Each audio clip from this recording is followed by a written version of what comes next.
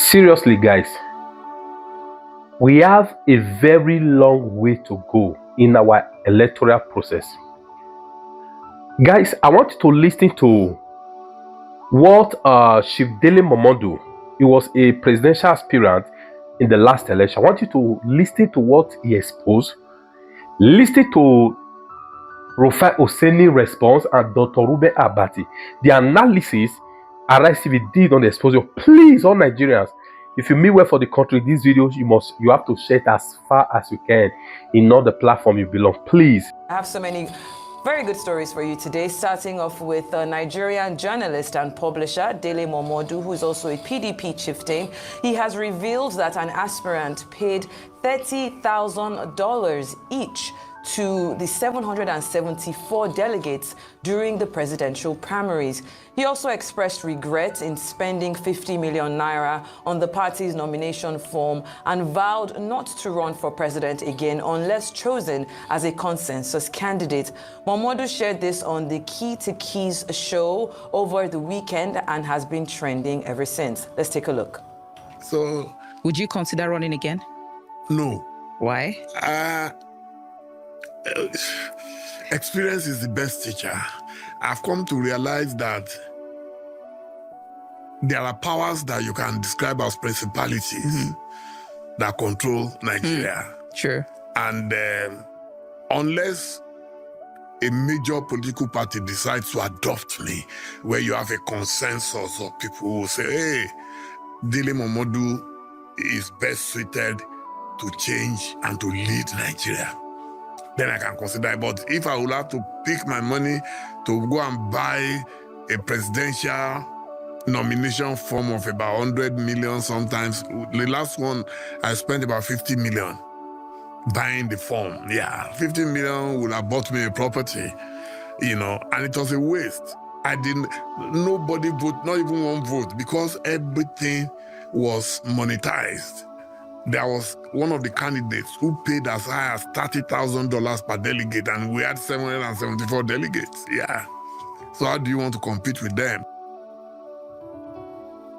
We're having this conversation. When I saw that video, I had to bring out my calculator and multiply 30,000, just like 30,000 by 774. It is a lot of money. And he, goes on to talk about how there are certain individuals in society that move around with raw cash. He said he knows people that if they ask for $500 million now, raw cash, they'll be able to bring it out, which is interesting vis-a-vis what's going on in society. What are your thoughts?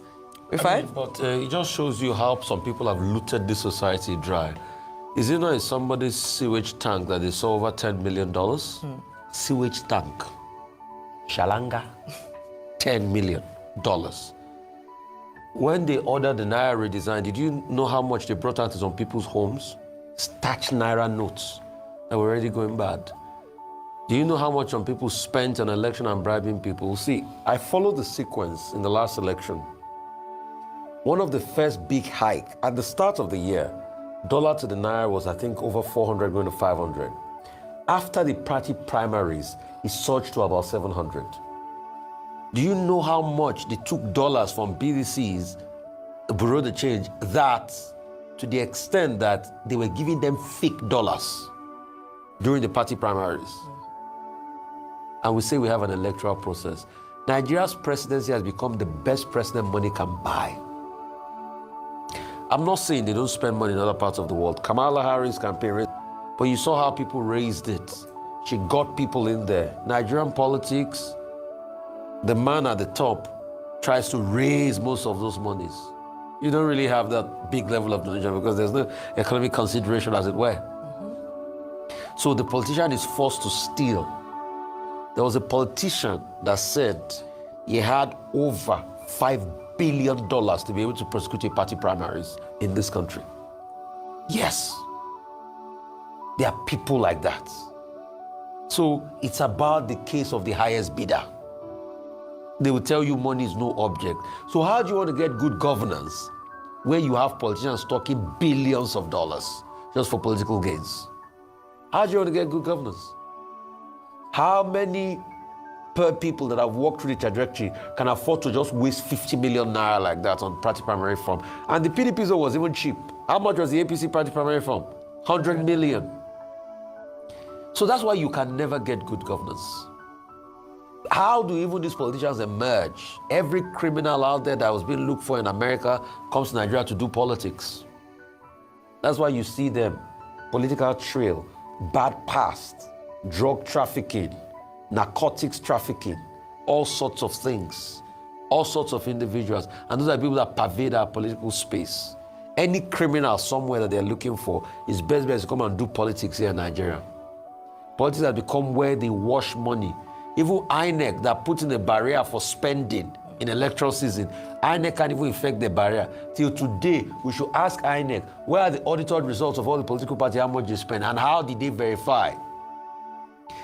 The country was so awash with a lot of money during that last political season that they had to send the EFCC officials to be looking for those that were doing vote buying. They didn't find anybody. Was it not here we sat down and we took the story of a delegate that out of guilty conscience had to now spend the money on his community, start resharing the money he got from party primaries. Because one delegate they give you $10,000, $40,000. So that's the decadent form. And and this is minus what the people too will collect, the 10,000 naira they collect the polling units to be able to vote. So if we don't change this monetary system of our politics, you can never get good candidates. Because those that can bribe electoral officials, those that can bribe police, and those that can bribe across the value chains will be the one that win elections, and that can bribe thugs that will steal ballot boxes. So you can now see why Nigeria is not moving forward. And I'm sorry, it's not going to change in the next election cycle. It's even going to be worse. People will do all sorts of things. All right, now we see why the stakes are so high when it's election cycle. I did a quick calculation when we were talking about the figures. So at $30,000 per delegate, if we use the exchange rate at 1,700 naira, that's 51 million naira. Multiply that by the 774 local government areas is 39,474,000,000 million naira. And so you can imagine, and that's just for a primary, a candidate, the amount of money they're spending. And that's why you can then understand why people would do anything during election, because when you invested this amount of money to run an election, then you want to win by all means, and then all means possible. And so just like Rufai had mentioned, if we don't check how monies are spent, and even where the money is gotten from in the first place, we're going to continue having challenges. I like that you used the American election as an example. But one of the clear difference, because they spend more money in America, well, in quotes, at least what we know. But the clear difference is that there's a trace and accountability of how the monies were raised. In fact, in some instances, you would actually see where some dubious characters contributed to a particular campaign, and it raises a lot of dust. But here, one person who has no pedigree, you don't know what he's been doing for the last few years of his life, comes up with 39 billion naira and no one is asking questions. EFCC is not on their case. You just make money just like that. So we don't ask critical questions. And unfortunately, the people have been bound in poverty such that they don't want to ask questions. They just want to see the 10,000 naira paltry sum in their hands, and then they mortgage their future for the next 4 years, and then they're lamenting if that person gets in. Because at the end of the day, it's business. We had a guest earlier on who said that there are three reasons why people go into politics. One of which is to get appointments. The other is to be rewarded. And I just thought to myself, there's nothing about service. Maybe I'm being too idealistic in terms of even putting, service, but also hoping that you get some form of reward. And that's why we've called for, let us reduce the monetary influence in politics in Nigeria. Perhaps we'll get a better outcome of our democracy. Let us investigate people who are able to afford being able to pay for 100 million naira for delegate nomination form, and ask where the source of their money is coming from. What have they been doing? How can they justify them having this amount of money, or even reveal the people who've donated to their campaigns? If we don't address this at this level, we're going to continue to suffer with bad leaders and also bad governance in Nigeria. All right then, Dr. Well, Ruben. thematically, I think what Bashorun Dele Momodu was talking about is the monetization of the electoral process in Nigeria, of democracy in Nigeria. In fact, that he used the word $30,000 as money that people pay to. Now, one of the pillars of democracy is that the individual's right to choose is what is important, and it's about free choice. It's about informed choice.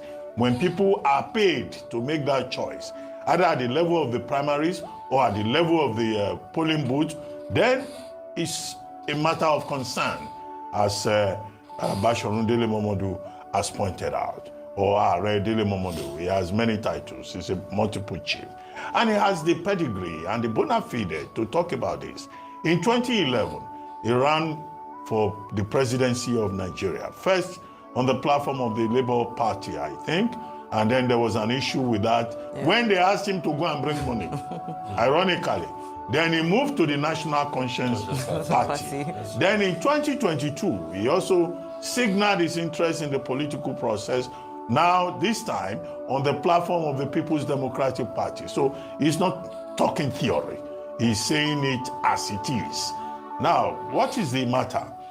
People should know that vote buying, whether at the level of the primaries or at the level of the political party or at the polling booth, is an offense under Section 124 of the Electoral Act as amended. But if, as Bashorun Momodu pointed out, that okay, people were spending up to $30,000 and they will give to all 774 local governments.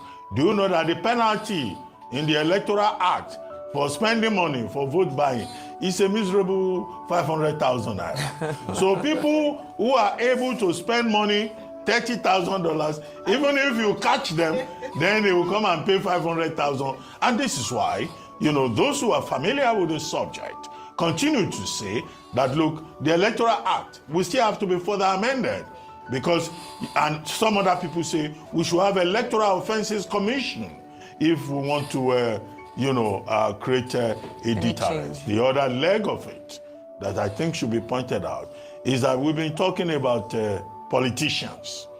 About the people themselves. Bashorun Momodu, if he was pressed for that, will tell you that even the ordinary people expect to be given money to go and vote.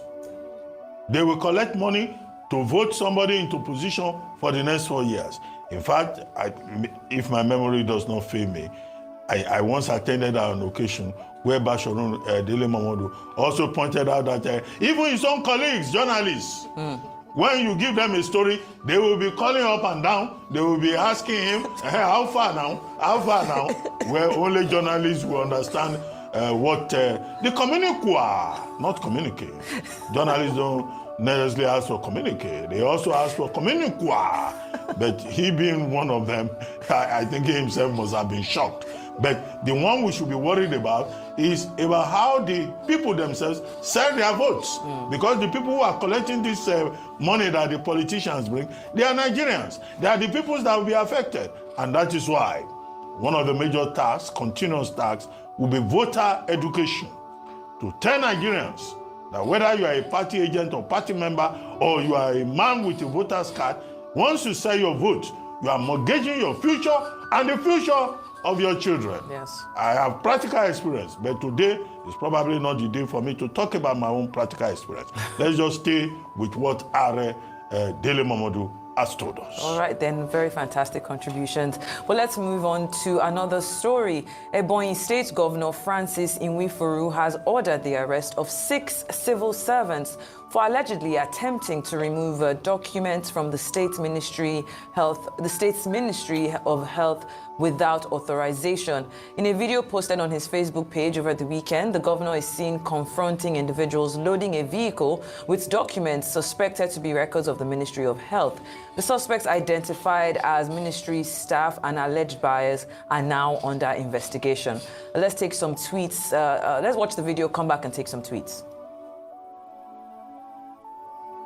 In our own primary health care, and you have the opportunity to be a civil servant. And all these things are in their own custody and they are selling it. Today that is Saturday, you call somebody, a buyer, to come and start loading it. Now this is immunization register. Child immunization register. Please do not falsify any data. And they are selling it. And the general public are shouting every day. Our health facilities are getting total moribund. It's totally dilapidated. We need health facilities. We need health facilities. We need equipment in our health facilities. Then look at what the people are doing. All right, then let's take some tweets and see how Nigerians are reacting. The first tweet there reads, "That's why I think Nigeria's problems don't stop at the government. We must acknowledge that we are responsible for much of it ourselves. And that's the most frustrating part. Just take a look at this. Many things like this are happening all over the country. And if we truly want this country to improve, every single person at every level of society would need to be held accountable for indulging in such practices. No one should be spared or left behind." The next tweet there reads, "And after everything, these are the types of people that will say to camera that there's shortage of equipment in the hospital. I blame Nigerians for where we are today. This has happened happened in most government hospitals. They usually divert materials." And finally, "Poverty of the mind is the greatest infection. Misusing public resources is a serious breach of trust, as it's absolutely critical that those guilty of diverting materials meant for primary health care facilities face appropriate legal consequences. The health and well-being of our community depends on the integrity and proper use of these resources. Let this serve as a strong reminder that such actions will not be tolerated, and all necessary precautions and legal actions must be taken against those involved." I picked those three tweets because they really do truly summarize how I feel about this particular story. And you could just tell, you could see the governor there, very frustrated, just upset that this was happening under his nose for a long time. Let's start with you, Ayo. All right, okay, so thank you very much. This just addresses the last point that Dr. Abbati made. That yes, we can point our fingers at politicians and leaders when it comes to the state of the country, but truly every single person, like the first tweet says, is responsible for the way or where Nigeria is currently. And you know, we see this happen a lot of times. This is just one of the pictures or videos of where we see civil servants behaving badly, whether they're diverting funds, selling what should be given to for free to citizens, or using what's meant for the commonwealth of the good of the people for personal gains. You know, we see this matters daily. Just on Monday, the head of service of the Federation revealed that there were a number of Nigerian civil servants who are jackpot, that's relocated abroad, and we're still receiving salaries back home. And an investigation is ongoing. These are the kinds of stories that we hear, that we know that this corruption thing is pervasive in Nigeria. It has eaten deep into the fabric of society, whereby it's become a way of life. We don't see anything wrong in it. We just see it as being smart, or we being able to just make ends meet. But there's nothing smart about that. What you're doing is that we keep on defrauding other people, and we keep on plunging the country into further decline and further decay. And so one of the things I'd like to say in terms of solution, we need a reorientation. We need a resetting, as it were, of our mindset as Nigerians, how we see things, how we perceive things. And it should start from, from the young students, perhaps even introduce it into the curriculum in terms of what it means to be a patriotic citizen, and what it means to be able to be given responsibility and not diverted for personal use. Yeah. If you meet one in almost 3 Nigerians is trying to find a way to, and to them, like I said, it's just being smart and trying to make ends meet. Beyond that is even the fabric of our family, our homes. You will see your child come home with something that is beyond what you know they're earning, and there are no questions asked. In fact, they praise them, "Oh, my son bought me a car." They are not, so they're right from the family structure. We need to deal with that. I'm saying this is just a symptom of what is. It is horrible. Yes, it is so bad, and it is. All of us need to take responsibility for what's happening. Beyond that, I'll just end by saying that when it comes to accountability, we all should be able to speak up when we see things that are out of place. And then the governor himself, I'm glad that he's come out and and I hope the people will face the consequence. But why don't we have digital, technology? Technology can help to cut down corruption like this. If everything is digitized, it's easier to trace when things go amiss. So these are also the kind of conversations we should be having as a country. All right, Doctor, do you want to comment briefly before we go to our next story? Okay, very briefly. I think what we're dealing with here is corruption. The same corruption, big subject that we're talking about. And one of the tragedies that has occurred in this country is that the civil service in Nigeria is corrupt.